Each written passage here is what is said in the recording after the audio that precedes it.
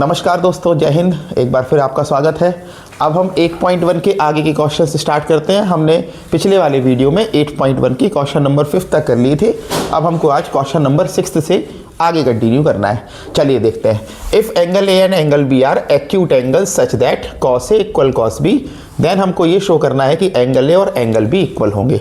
ठीक है, देखो कॉस की बात हो गई, मतलब ट्रिग्नोमेट्रिक रेशियोज आ गए।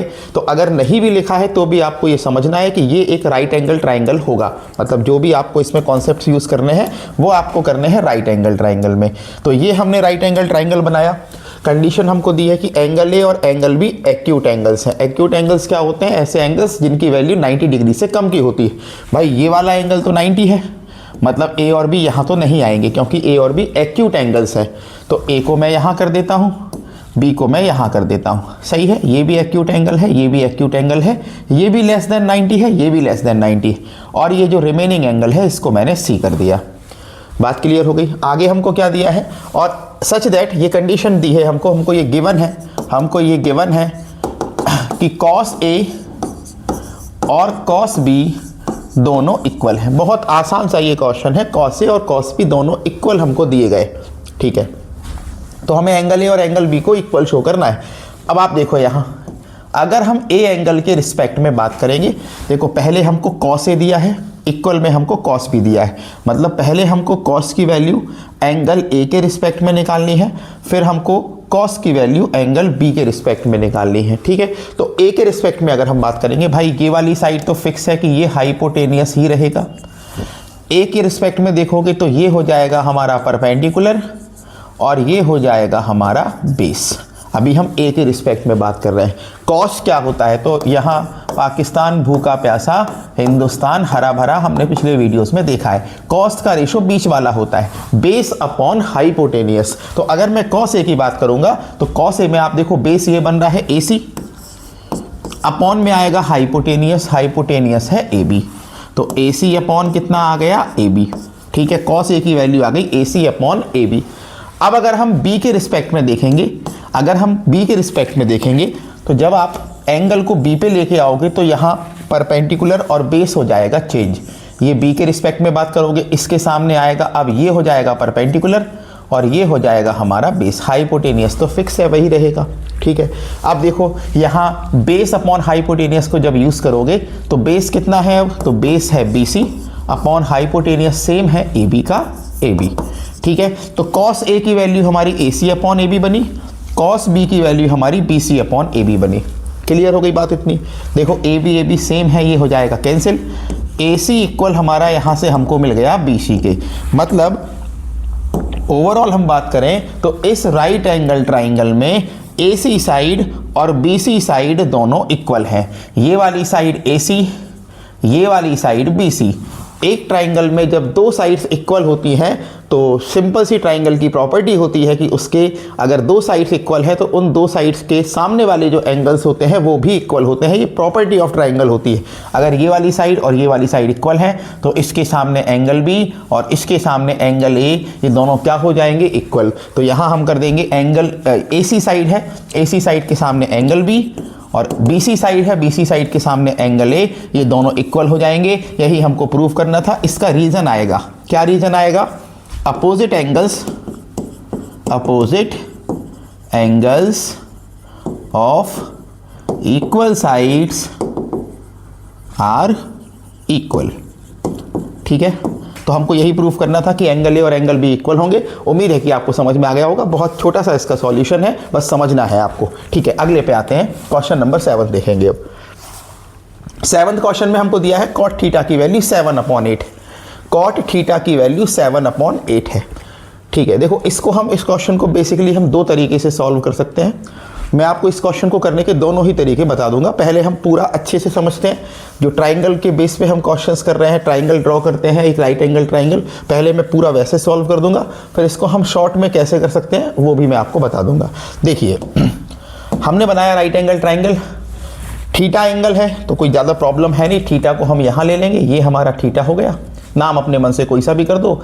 हम यहाँ A ले रहे थे, यहाँ हम B ले रहे थे, यहाँ हम C ले रहे थे।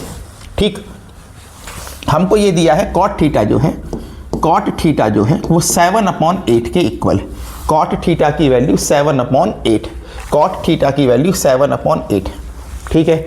अब कॉट किसके इक्वल होता है, तो पाकिस्तान भूखा प्यासा, हिंदुस्तान हरा भरा, ये होता है tan, tan का उल्टा होता है कॉट, मतलब बेस अपॉन परपेंडिकुलर। चलो ये हाइपोटेनियस, ये परपेंडिकुलर और ये बेस, तो हमारा जो कॉट होगा वो होगा बेस अपॉन परपेंडिकुलर। बेस मतलब AB, बेस मतलब AB अपॉन परपेंडिकुलर मतलब BC।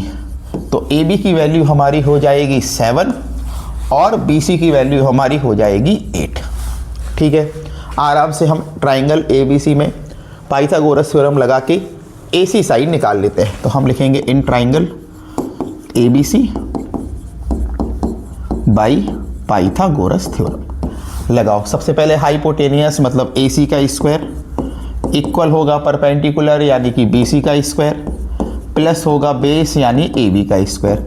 वैल्यूज पुट करोगे तो हमको BC की वैल्यू दी है 8, तो 8 का स्क्वायर, AB की वैल्यू दी है 7, तो 7 का स्क्वायर, तो AC का स्क्वायर ये 64 होगा, 7 का स्क्वायर करोगे 49 आएगा, तो AC का स्क्वायर इन दोनों को ऐड करोगे तो 113। अब 113 किसी का परफेक्ट स्क्वायर नहीं होता है, तो हमने स्क्वायर को साइड चेंज करके उस साइड ले जाएंगे, और जब स्क्वायर साइड चेंज करके दूसरी साइड में पहुंचता है तो वो अंडर रूट में कन्वर्ट हो जाता है, यानी हमारी हाइपोटेनियस की वैल्यू जो बनी वो बन गई रूट के अंदर 113, ठीक है। नहीं आ रहा है बाहर, कोई दिक्कत नहीं है, रूट के अंदर 113 इसकी वैल्यू हो जाएगी। बात क्लियर हो गई। अब यहाँ देखो, अब जो हमको सॉल्व करना है, पहला वाला जो हमारा सम है, इसमें हमको साइन और कॉस की वैल्यूज चाहिए। हमको साइन की वैल्यू पुट करनी पड़ेगी क्योंकि साइन थीटा गिवन है इसमें, हमको कॉस की वैल्यू पुट करनी पड़ेगी क्योंकि कॉस थीटा भी गिवन है इसमें, ठीक है। तो पहले हम साइन और कॉस की वैल्यू निकाल लेते हैं, है ना। यहाँ हम पहले वाले सम को सॉल्व कर लेंगे, यहाँ हम साइन और कॉस की वैल्यू निकाल लेते हैं। एक साइन थीटा और एक हमको चाहिए है कॉस थीटा। साइन थीटा की वैल्यू, साइन थीटा होता है परपेंडिकुलर अपॉन हाइपोटेनियस। परपेंडिकुलर की वैल्यू कितनी है 8, अपॉन में आएगा हाइपोटेनियस, उसकी वैल्यू है रूट के अंदर 113। कॉस थीटा होता है बेस अपॉन हाइपोटेनियस, बेस की वैल्यू है 7 और अपॉन में आएगा रूट के अंदर 113। तो ये हमारी साइन और कॉस की जो वैल्यूज आई हैं, इसको हम उठा के पहले वाले में जो हमारा सम है उसमें पुट कर देंगे। चलो डायरेक्टली मैं वैल्यूज को पुट कर रहा हूँ। ये 1 plus sine theta, sine theta की जगह हमने 8 अपॉन रूट के अंदर 113 पुट कर दिया, 1 माइनस 8 अपॉन रूट के अंदर 113।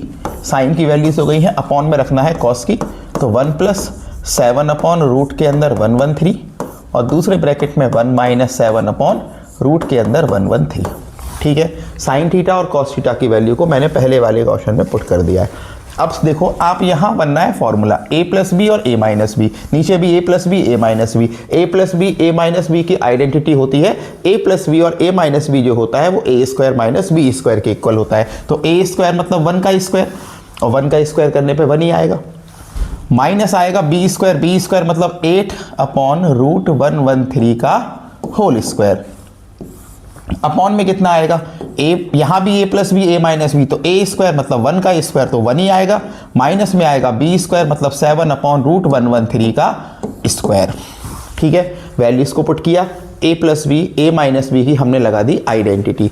आराम से इसको सॉल्व करते जाओ। देखो ये 1 तो सेम रहेगा, माइनस 8 का स्क्वायर आएगा 64, और जब तुम रूट 113 का स्क्वायर करोगे तो रूट से स्क्वायर कट होगा तो केवल 113 बचेगा। सेम नीचे 1 का 1, 7 का स्क्वायर 49, अपॉन में कितना आएगा 113।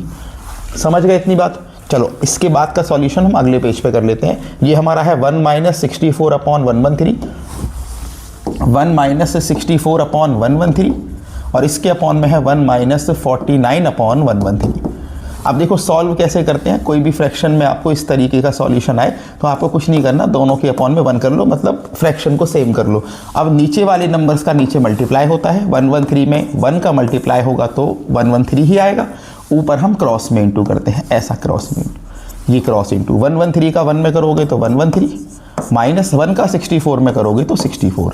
ये तो हमारा ऊपर वाला पार्ट हो गया। अब नीचे वाले पार्ट में भी सेम, नीचे इन दोनों नंबर्स का इंटू होगा तो 113 हुआ, ऊपर क्रॉस में इंटू होगा तो 113 का 1 में किया तो 113 और 1 में किया 49 का तो माइनस का 49। देखो ये सेम है, ये हो जाएंगे कट।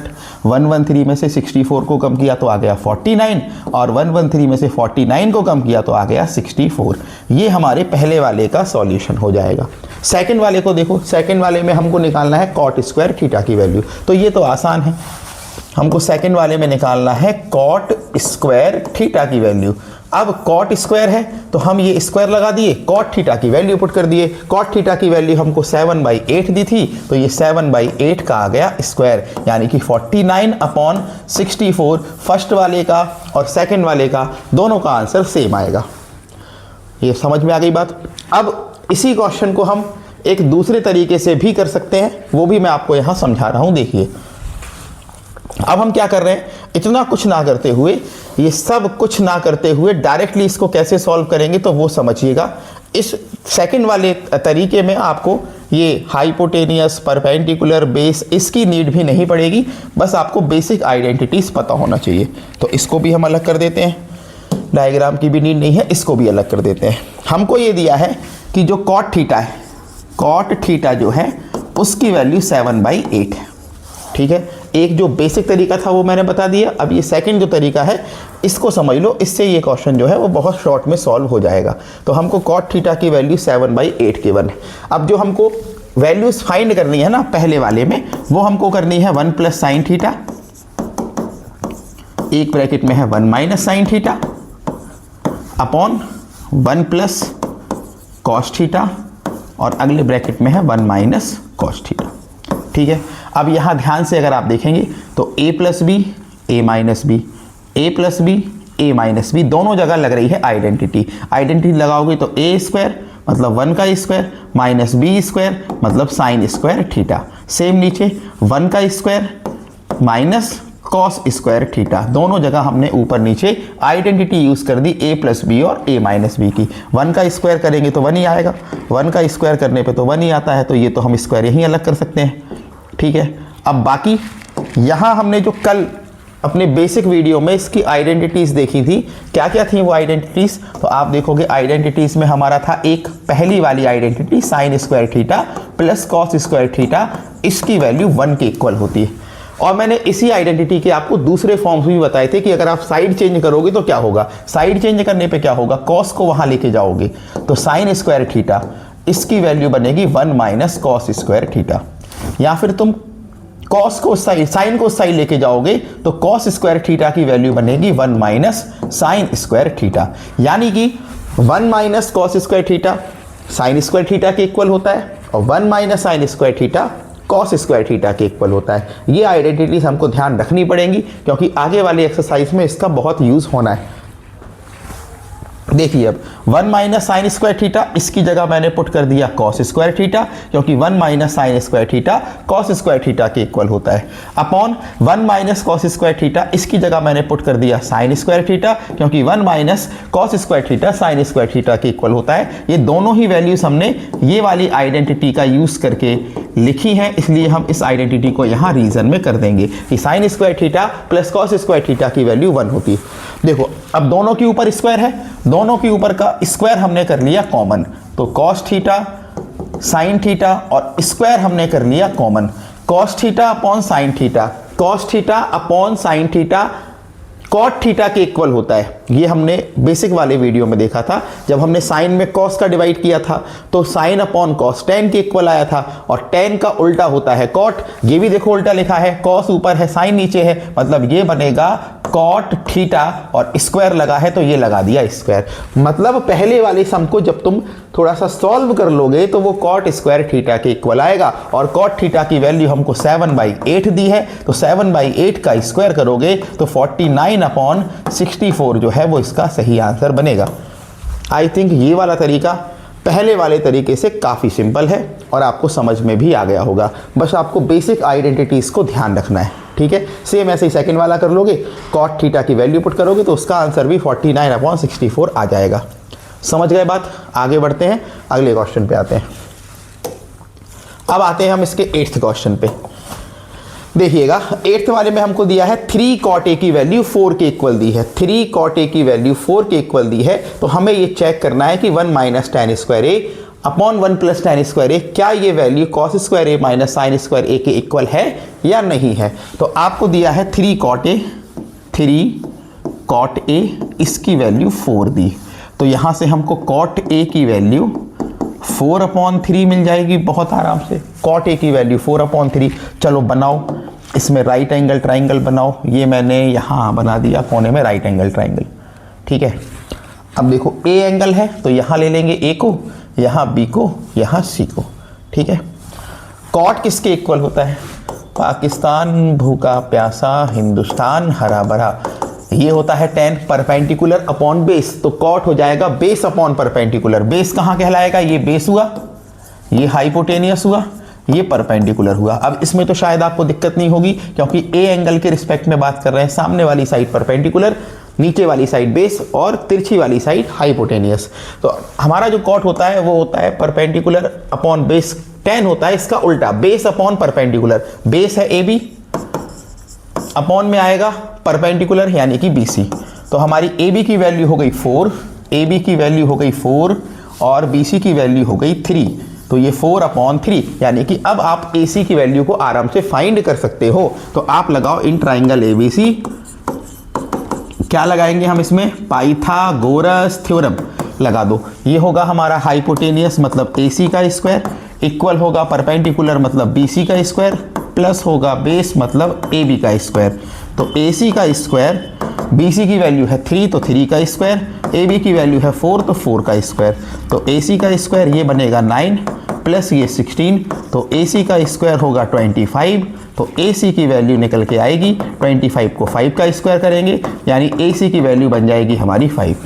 मतलब जो हाइपोटेनियस यहाँ से मिसिंग है उसकी वैल्यू हमको मिल जाएगी 5। 3, 4, 5 तीनों साइड आ गई। अब हमको क्या क्या चाहिए? हमको एक तो tan चाहिए है जो हमको प्रूफ करना है ना, उसमें tan का यूज़ होना है, उसमें cos का यूज़ होना है, उसमें sin का यूज़ होना है। इन सारी वैल्यूज़ को हम निकाल लेंगे। चलो sin निकालते हैं पहले। sin A कितना होगा, फिर हम cos निकालेंगे, cos A कितना होगा, फिर हम tan निकालेंगे, tan A कितना होगा।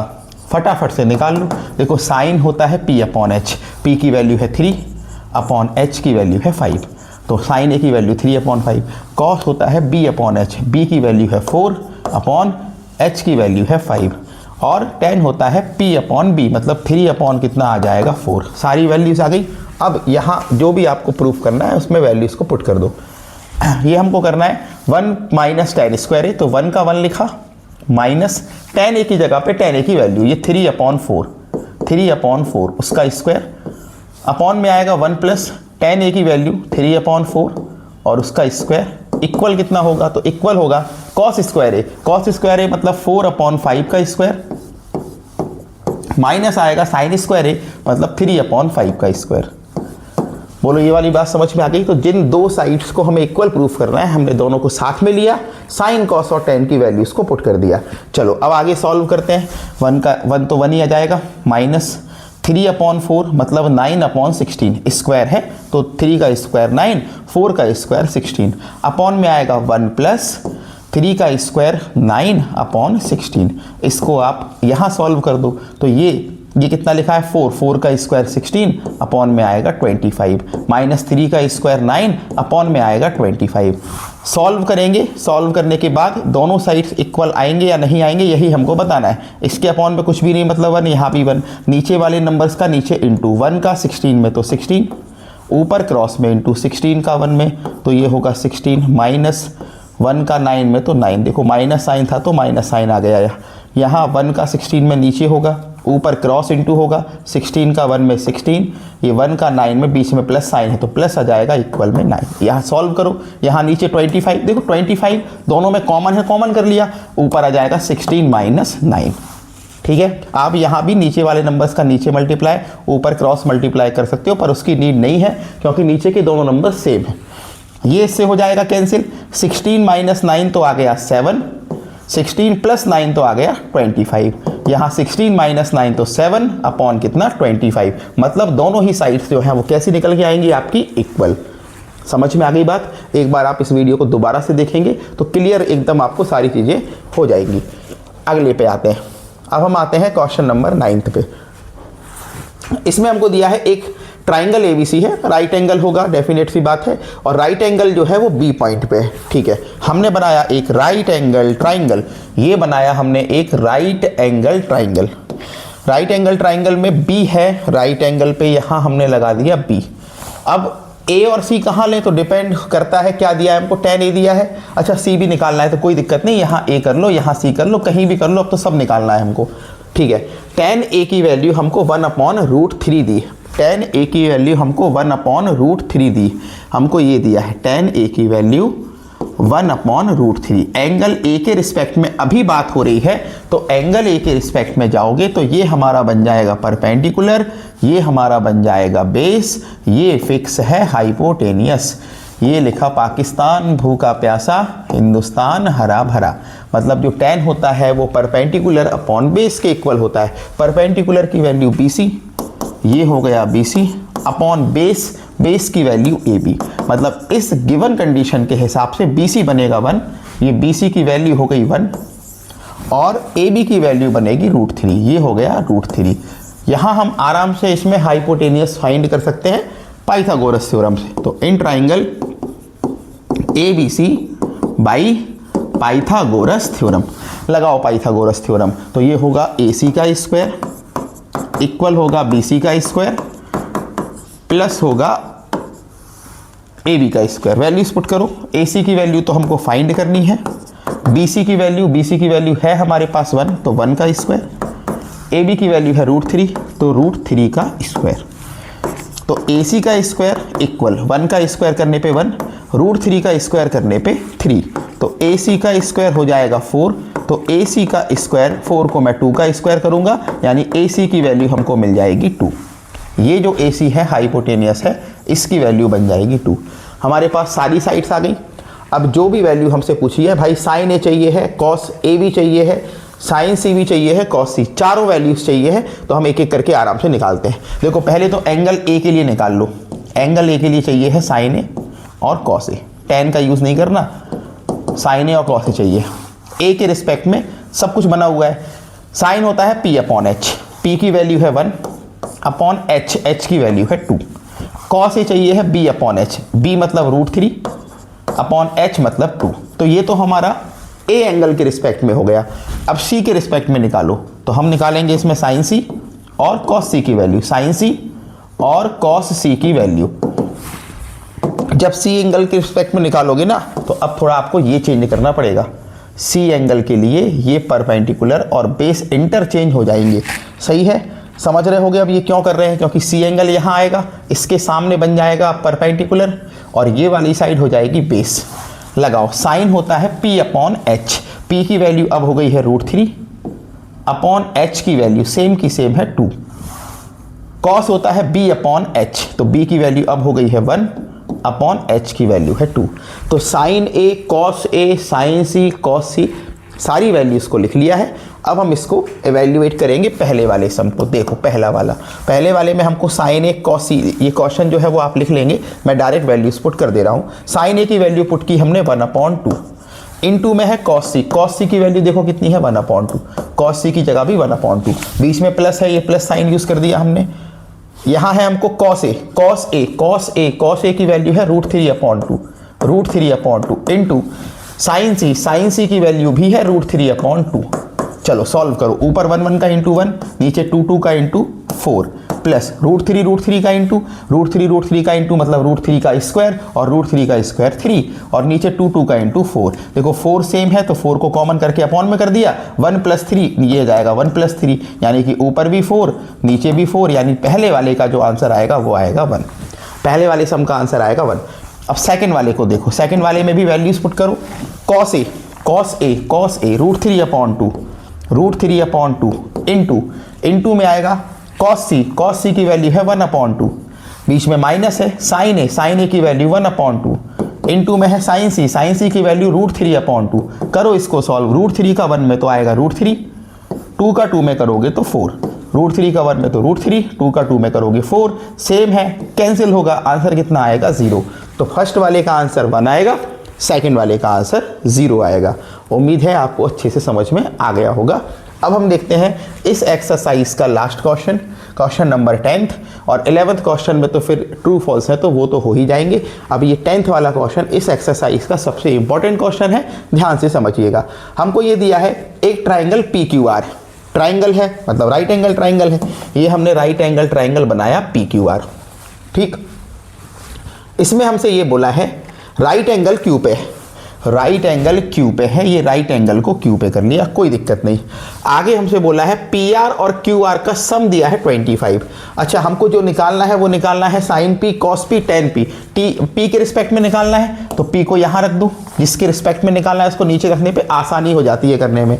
तो ये P हो गया, Q हो गया, अब बचा R को हम ले गए ऊपर, ठीक है। अब हमको क्या दिया है, हमको PQ की वैल्यू 5 सेंटीमीटर दी है, ये PQ है, इसकी वैल्यू हमको 5 सेंटीमीटर गिवन, और साथ में हमको PR और QR, ये हो गया हमारा PR, ये हो गया हमारा QR, इन दोनों साइड्स का सम दिया है। हमको जो गिवन है वो PR और QR का सम गिवन है। देखो एक काम इसमें आप यहाँ कर लें, हमें मिसिंग साइड्स में से केवल जो साइड्स दो दी है ना उनका सम दिया है, कोई एक वैल्यू फिक्स करके नहीं दी है। तो हमें यहाँ सपोज करना पड़ेगा, आप किसी भी एक साइड को x सपोज कर लो, किसी को भी कर लो, या तो QR को कर लो या PR को कर लो, कोई दिक्कत नहीं। मैंने इसको कर लिया, मैंने QR को कितना सपोज कर लिया x, तो यहाँ हम लिखेंगे लेट, हमने क्या सपोज किया है लेट, किसको सपोज किया है QR को हमने कितना सपोज किया है x। अब जो हमको गिवन है, देखो हमको गिवन क्या है, हमको जो गिवन है वो हमको गिवन है PR प्लस QR, इसकी वैल्यू 25, सही है। अब हमने QR को तो x सपोज किया है, तो ये होगा PR प्लस QR की वैल्यू हो गई x इक्वल हो गया 25 के। तो हमारा जो PR है उसकी वैल्यू मिल जाएगी हमको 25, x वहाँ जाके हो जाएगा माइनस का, x वहाँ जाके हो जाएगा माइनस का। तो हमारा जो PR निकल के आएगा वो आएगा 25 माइनस x, 25 माइनस x, ठीक है।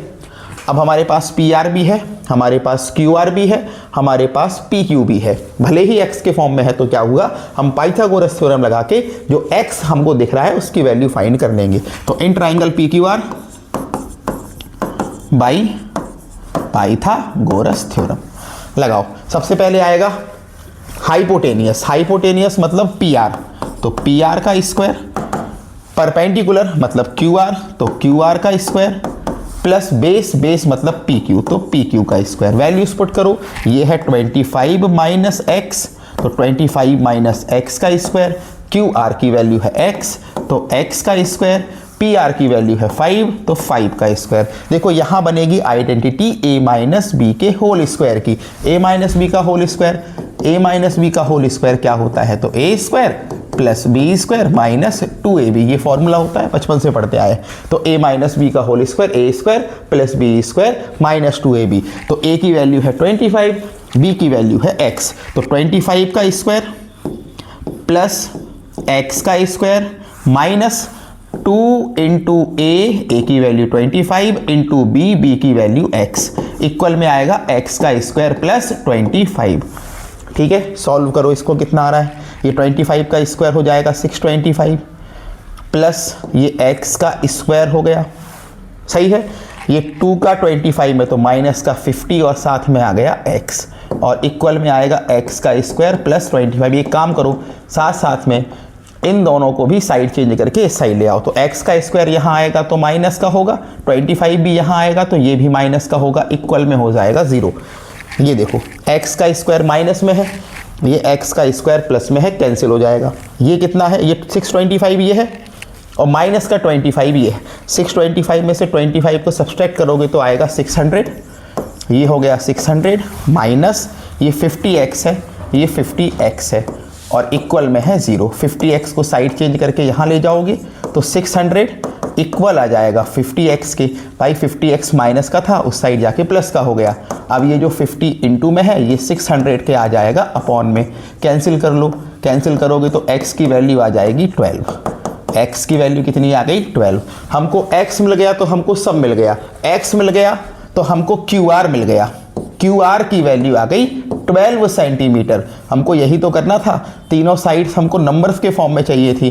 पी क्यू हमको ऑलरेडी दी हुई थी 5 सेंटीमीटर, ठीक है। क्यू आर हमको मिल गया 12। अब बचा पी आर, तो पी आर की वैल्यू कितनी आएगी आप बता दोगे।